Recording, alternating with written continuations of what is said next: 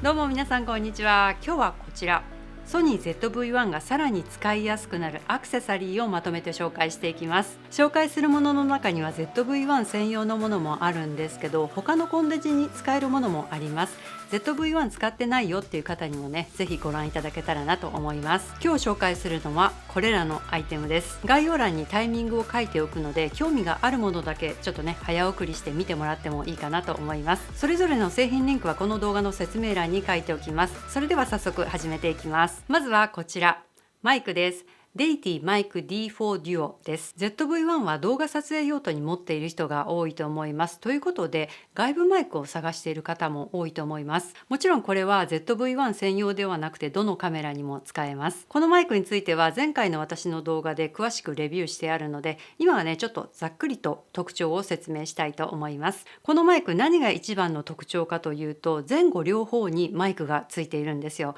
こういう両端の音を拾えるマイクって最近でも結構珍しくって他にあんまりないです。で、これはマイクの専門メーカーデイティの製品ですので音質もクリアですし、このコンパクトサイズなのに高機能です。それからこういうモフモフタイプのウィンドスクリーンが付属してきます。で、何が高機能かっていうと、これ前後の音を同時に収録できるだけでなく、別々のチャンネルに音声を収録しておくことができます。ということで編集の時に前で撮った音声、後ろで撮った音声を別々に編集することができます。こういった内容もレビュー動画の中で詳しく話しているので、興味がある方はぜひそちらご覧ください。このマイクはワンオペ動画撮影をしている方にはとても便利なマイクだと思います。続いてもう一つマイクを紹介しておきます。こちら。これはね、今年の3月に発売されたばっかりの新しいマイクなんですけど、ゼンハイザーの MKE200 です。私はこれレビュー用にということで、去年の12月ぐらいから使わせてもらってるんですけど、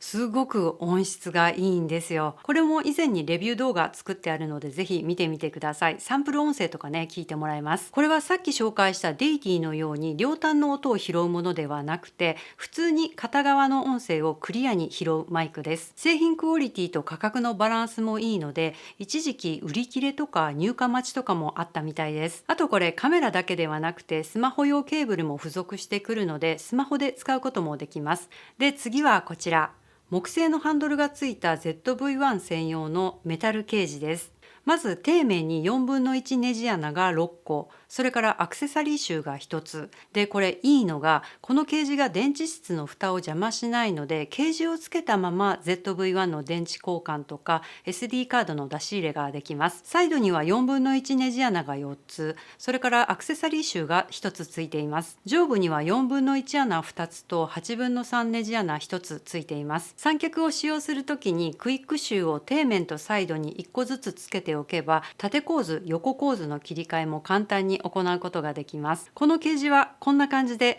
レンズ周りをネジで固定するタイプです。付属の六角レンチで装着します。で、前面にハンドグリップがついています。このグリップは木製なので軽くて肌なじみがいい感じです。片手でホールドするときに安定感が増します。それから ZV-1 は動画を撮影中に赤いライトがカメラ前面に光るんですけど、その赤いライトを隠さないようにちゃんとここに穴が開いています。他にも細かい気配りがされていて、カメラのサイドにあるケーブル差し込み口も塞がないようになっているので、一回装着してしまえば外す必要がないっていうのがいいです。で、これメタル製なんですけど、そんなに重たくなくて 96g です。私カメラは全部黒が好きなので、最初このケージを見た時にこの木製ハンドルどうなのかなと思ったんですけど、いざつけてみたら結構ね、この木目がアクセントになって可愛いなと思いました。で、次はこちら。ZV-1 用のメタルエクステンションプレートっていう製品名なんですけど、これ何かっていうと、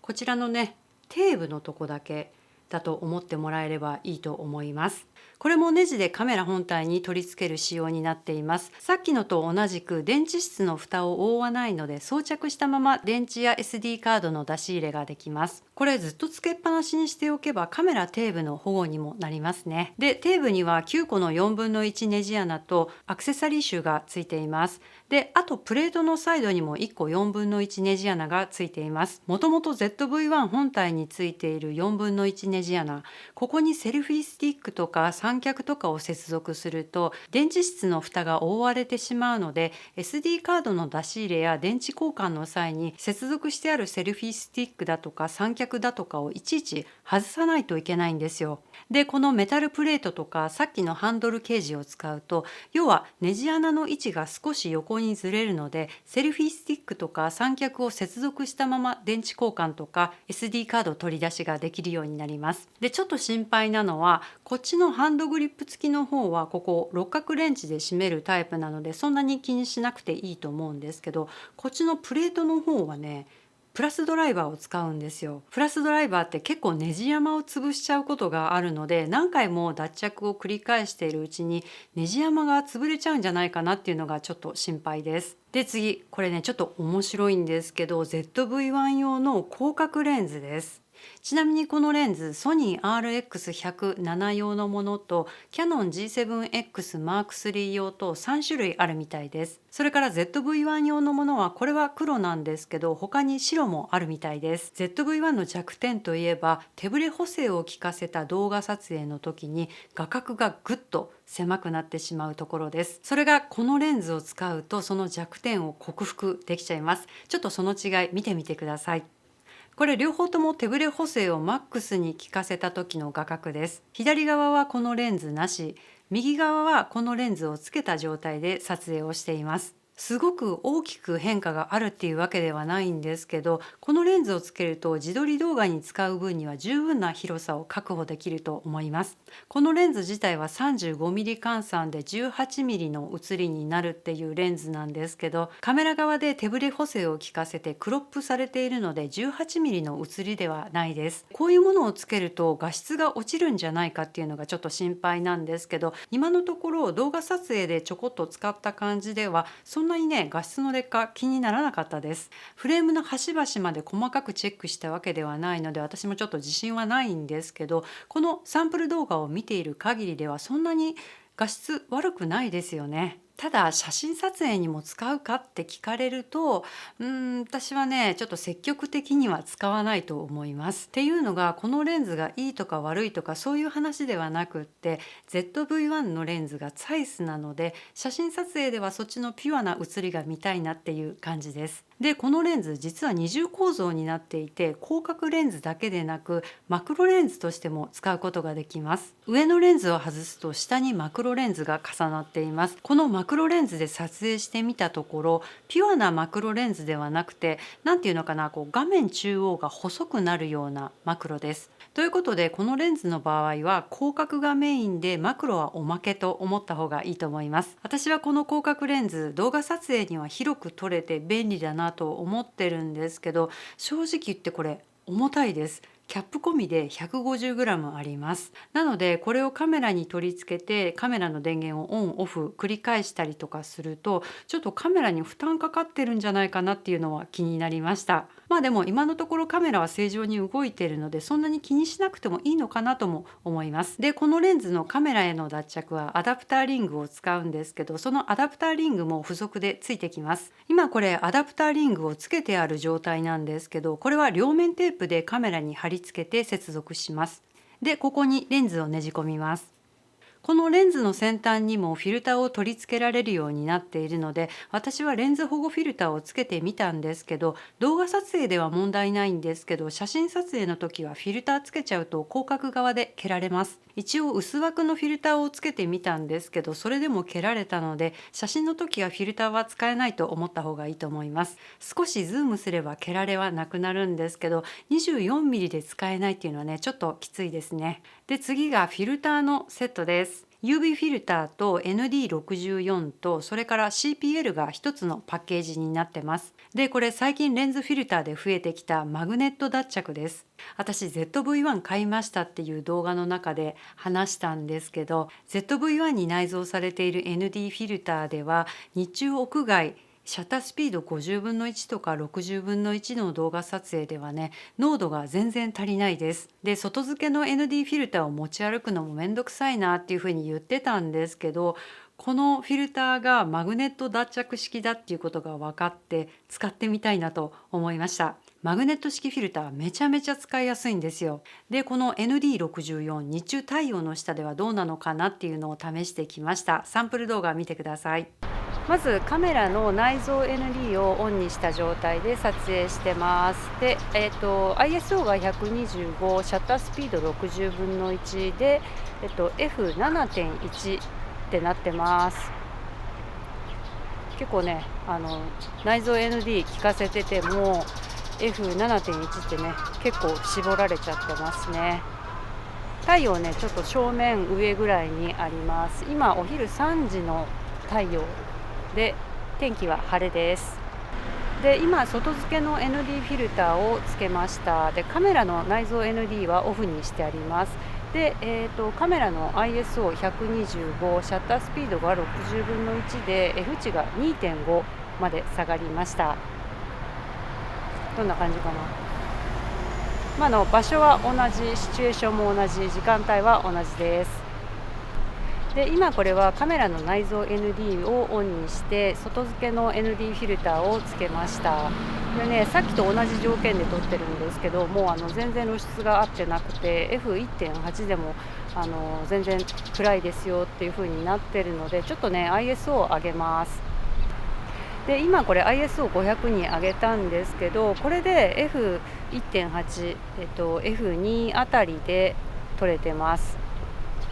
これね、外付けフィルターとカメラの内蔵 ND 同時に使ってます。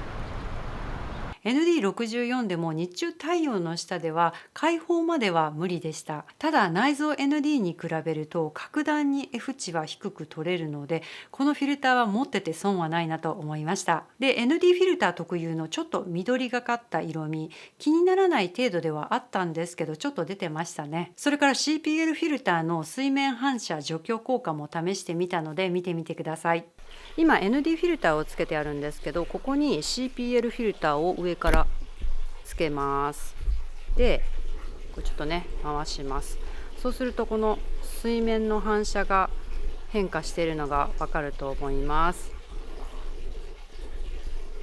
CPL の効果もバッチリでしたね。で、UV フィルターなんですけど、レンズの保護用として常につけておくっていう使い方もできます。もちろんそれぞれのフィルターを重ねて使うこともできます。で、このフィルターもアダプターリングが付属してきて、そのアダプターリングを両面テープでカメラに貼り付けるっていう使用方法です。このフィルターだけを使うっていう場合は、その付属のアダプターリングを使えばいいんですけど、私が今回困ったのはさっき紹介した広角レンズも使いたいっていうところです。同時に一緒に使うっていう意味ではなくって、時にフィルター、時に広角レンズ、もう別々に使いたいっていう意味です。それぞれ付属してくるアダプターの形状とか材質が違うので、そのままでは両方シームレスに使うっていうことができないんですよ。細かい説明は省略するんですけど、とにかく両方使いたいっていう方の場合は、広角レンズに付属してくるアダプターをカメラ本体に取り付けてください。これで広角レンズはそのまま使えます。で、このフィルターセットを使うには、あと2つアダプターを買い足す必要があります。1つ目が 52mm から 49mm のステップダウンリング、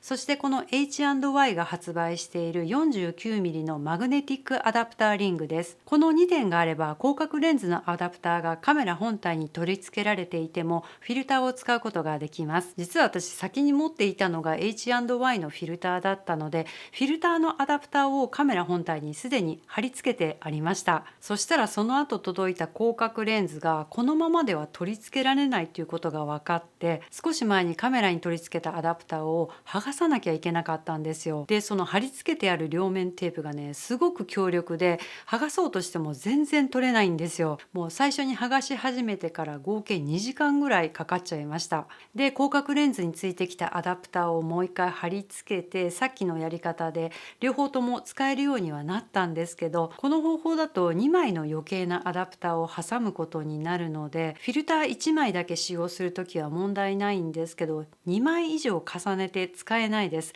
やっぱりね蹴られちゃうんですよ。なので ND1 枚だけとか CPL1 枚だけとか UV1 枚だけとか1枚しか使うことができないです。ちょっとここだけ残念なんですけど、この広角レンズとこのフィルター両方とも使いたいっていう方の場合、この方法しか多分ねないと思います。で次、これねセルフィースティック兼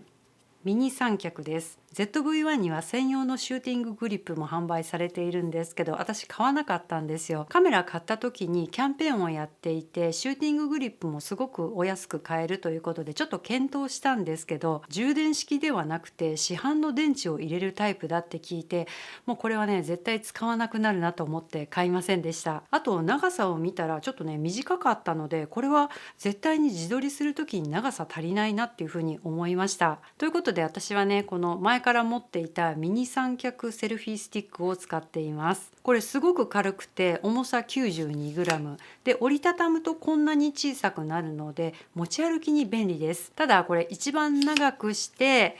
三脚にしてカメラを載せるってなるとねやっぱりねちょっと不安定なんですよ。なので、三脚として使うのであればこの一番短い長さで使うのをおすすめします。でこの一番長くした状態が自撮り撮影にはちょうどいい長さだと思います。でもう少ししっかりとしたセルフィー三脚ないかなと思って見つけたのがこちらです。これも同じくウランジさんの製品なんですけど、これはさっきのに比べて二回りぐらい大きくて重さも 275g ということでさっきの3倍ぐらいあります。カメラはこの4分の1ネジで接続できるんですけど、面白いのがこの部分のロックを外して縦にするとスマホをセットすることができるんですよ。これめちゃめちゃ便利ですね。で長さも一番長くするとこれ 81.5 センチまで伸びます。かなり長く伸びるのでいろいろ活躍してくれそうです。それからさっきのものに比